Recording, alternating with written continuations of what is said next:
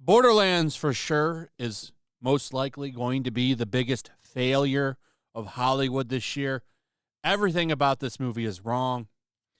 If you listen to the fans of the series, they've had nothing good to say about it, minus maybe a couple people. I don't want to say everybody has hated it, but for the most part, people don't like the movie.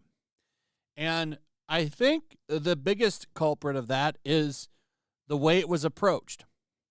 So this is a short that's on my channel. It was taken from an interview that Eli Roth did. I don't remember where it's from, but it doesn't really matter. Listen to what he said. This is the wrong approach, but just listen to this. I've quoted this before. Here it is. The games are the games and the movie's the movie. And that was one of the first things I talked to Randy Pitchford, the creator, about. I was like, I want to make a great, big, fun sci-fi movie. I want to do a mix of, Star Wars and Mad Max and Fifth Element and Barbarella and Blade Runner and Escape from New York. I want all of these things in there. I don't want to just recreate what's in the game. I just don't want to recreate what's in the game. That's the wrong approach. Now you've already pissed off the built-in fan base. And the reason that I wanted to bring this up, and the reason that I wanted to show that, is because of this show that Amazon is making called Like a Dragon, Yakuza, obviously based on the Yakuza games. It's the same characters. Now, I haven't played very much Yakuza. I'm not an expert in those games. But I am an expert in shit shows. And Borderlands is a shit show. And a lot of the things that happened with that movie look to be happening again with this show. You have some of the actors saying that they wanted to play the games and were told not to. They were straight up told not to play them. We wanted to explore these characters from scratch. In fact, there was even a press conference that talked about this. I don't know when this press conference happened, but Amazon apparently made it very clear that this show is an original story based on Sega's global hit game franchise. The company added that it's set in the same area and it has the same character that everyone knows and loved, but it's going to be an original screenplay. Now, does that mean that it could be bad? Like, it might be good. Maybe. Maybe they'll do a good job with it. But to me, this is a big red flag. And the characters, these two guys playing the two main characters in the show, talking about they were stopped. They wanted to play the games. The production team told him to stop playing them, or stopped him from playing them in general.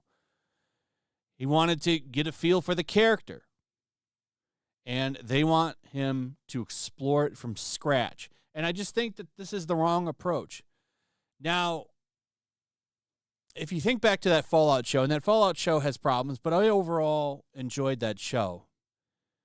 The lead actress, I think her name is Ellie Purnell. I might be wrong on that.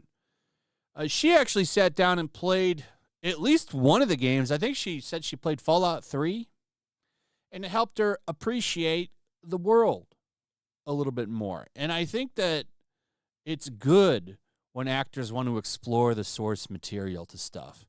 Reading the comic books, if it's a comic book movie, playing the games, if it's based off of a game. If anything, I think this helps people understand things from a fan's perspective. Maybe they become fans and want to treat the property with the respect that it deserves. I just don't see anything wrong with it. So this sends all kinds of red flags to me saying, hey, don't play these games. I just don't see the reasoning why that's a bad idea. Borderlands sure could have used some of that instead of trying to turn it into some kind of mix match of sci-fi properties, just taking things from Star Wars and the Fifth Element and all this shit and trying to mix and match elements from the show to those, or from the games to those. It was approached in the wrong way, and they paid for it. $9.3 million globally so far as of August 13th. according to Forbes. That is a disaster. This movie won't make its money back. Amazon, not going to have the same problem with Yakuza because it's going to be on, I would imagine, Amazon Prime. However, they still have to put money into it, and it's not really worth it if it's not going to bring in people to the streamer. And I don't understand why anybody that is a fan of this game series should be excited when they're telling you that they're not really looking at the source material that closely. Anytime this happens and you get things wrong, you end up pissing off your built-in fan base. And the last people that you want to tick off are your built-in fans because they are the people you're counting on to show up and watch this shit. So, tread carefully. Now, I'm not saying this is going to turn out to be a disaster. It could turn out to be a great show. And we're totally wrong and we assume too much. But I do think it's worth bringing up and saying, hey, this is a red flag. This is something to watch. Hopefully we're all wrong and they actually cared and did a good job. So who knows what the future holds. But this is a red flag to me looking at this, saying, hey, don't play those games. We're not paying too much attention to those. We're doing our own thing.